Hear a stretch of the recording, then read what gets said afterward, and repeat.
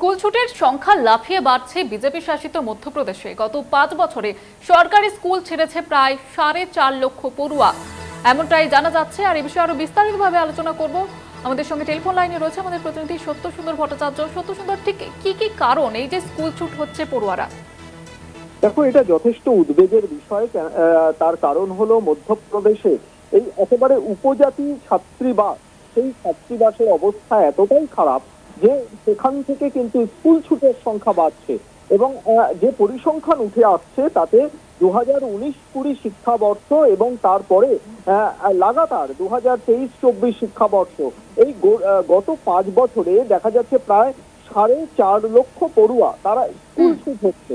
এবং কোথায় একেবারে মধ্যপ্রদেশের সরকারি যে উপজাতি ছাত্রীবাস সেখানকার পরিকাঠামোগত সমস্যা নিয়ে রীতিমতো কালেক্টরের দ্বারস্থ হয়েছেন সেই ছাত্রীবাসের যে সমস্ত আবাসিক ছাত্রীরা রয়েছেন তারা বলছেন সেখানকার খাদ্যের গুণগত মান, এমনকি তাদের বিছানাপত্র, শৌচাগার, তার যে পরিকাঠামো সেই পরিকাঠামো নিয়ে রীতিমতো কালেক্টরের দ্বারস্থ হয়েছেন পড়ুয়ারা।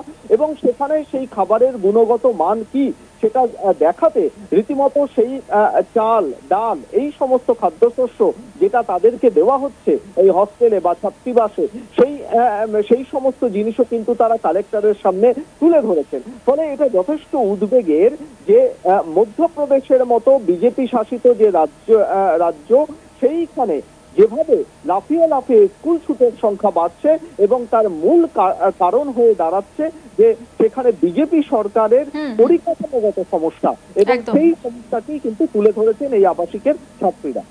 ধন্যবাদ জানাবো সত্য সুন্দর।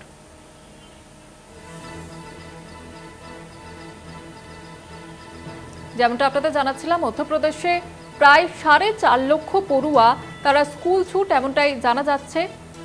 এবং এই সংখ্যাটা কিন্তু যত দিন যাচ্ছে লাফিয়ে লাফিয়ে বাড়ছে।